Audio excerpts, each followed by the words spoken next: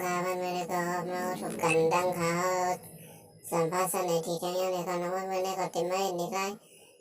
โหลดวิดีโอใน Facebook เลยสั่งใน YouTube เลยสั่งเลยค่ะน้องง่ายๆก็เลยค่ะน้องมีสองมีสองขั้นตอนเลยค่ะน้องอันดับสุดแต่ละมีอันนี้ค่ะนะตัวนี้ค่ะน้องซอฟต์แวร์ตัวนี้ค่ะน้องเขาตีว่างไว้ในลิงก์ที่วิดีโอค่ะนะว่าสนใจนี่ก็เขาตีว่างไว้ในลิงก์วิดีโอค่ะนะอันนี้เอามาทดสอบกันค่ะ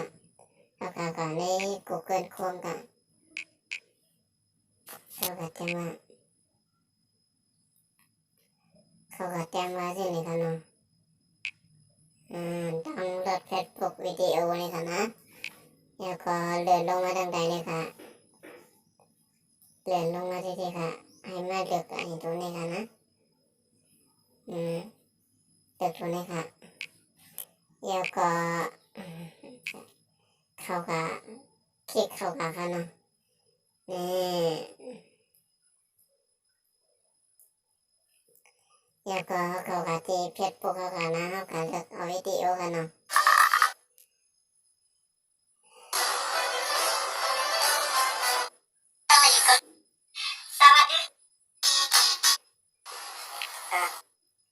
3 문장 대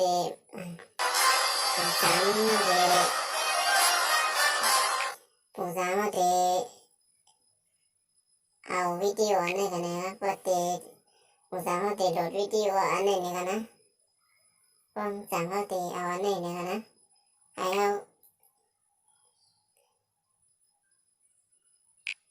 킥 안에 가나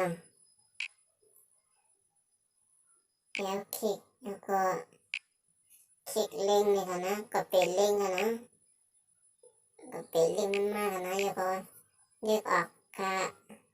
เดี๋ยวขอมาที่มาใครมาที่ Google Chrome เดี๋ยวก็วางกันเลยค่ะน้องเดี๋ยวก็คนนี้ค่ะไปคำหนึ่ง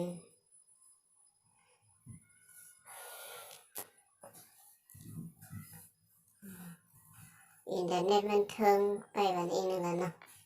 เดี๋ยวก็มาดีขึ้นมาเลยกันเนาะดาวน์โหลด MP4 เลยค่ะน้องเดี๋ยวก็คลิปบันทึกคิว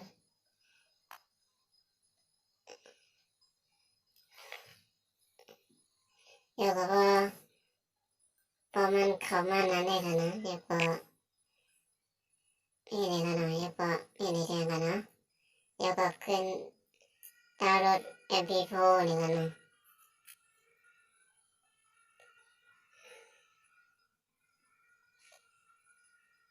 นี่ค่ะขึ้นมาอย่างนะนี่ค่ะขึ้นมาอย่างค่ะมันอยู่ที่ทางยาวทางพอดวิดีโอค่ะเนาะว่ายาวของมันดีนั่นอีกเพราะว่าถึงไหนก็ว่ายาวเนี่ยก็มันดีถึงว่าพอดเนี่ยก็มันดีว่าเนี่ยค่ะเนาะมันอยู่ที่อินเทอร์เน็ตเราเทียบกันเนี่ยค่ะเนาะเพราะว่าอินเทอร์เน็ตเรามันอินเทอร์เน็ตเราไว้เนี่ยก็มันก็ดีไว้เนี่ยค่ะนะ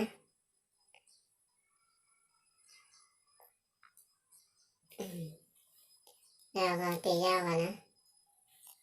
กันได้เข้ามาดาวน์โหลดโดยในยูทูบค่ะ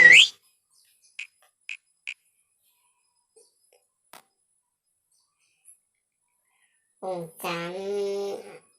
เอาที่ดาวน์โหลดวิดีโอนี่ค่ะนะเอาที่เอาเนี่ยค่ะเนาะ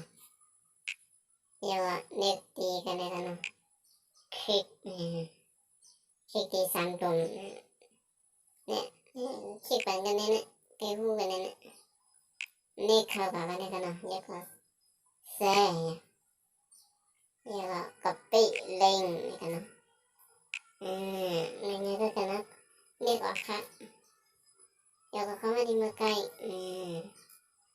เดี๋ยวก็มาแค่กันนั้นนะเดี๋ยวก็เล็กกว้างค่ะเนาะ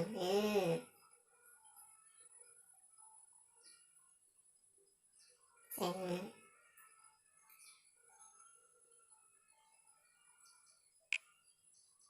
ใส่ค่ะ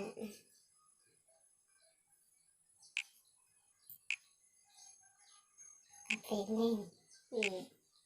โอเค copy ไม่เป็นไรแค่ก็ ทำได้ทั้งคำนะความมันอีน้ำใส่คำค่ะวางค่ะแล้วก็เข้ามาอย่างกันนะแล้วก็มันเดี๋ยวให้เขาเลือกอะดาวน์โหลดติดดาวน์โหลดเส้นคือนี่กันเนาะให้เลือกอันนี้กันนะ MP4 1020p นี่กันเนาะแล้วก็ดาวน์โหลดค่ะ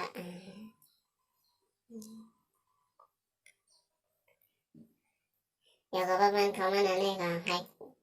นี่ไลน์ไว้นี่กันเนาะแล้วก็ดาวน์โหลดแทนค่ะ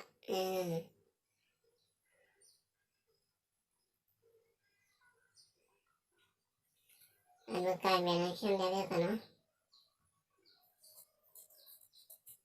อันนี้ก็เมื่อไกลอันนั้นดาวน์โหลดตำแหน่งก็ยาวนี่กันเนาะแล้วก็อันนี้กันนะแอปมันในตีว่างไว้ในคลิปนี่กันเนาะการนั้นคือการนำในสงกะว่าคลิปนี้ก็กดไลค์กดแชร์กด subscribe บันเทาเสียงคำข่าวในสงกะ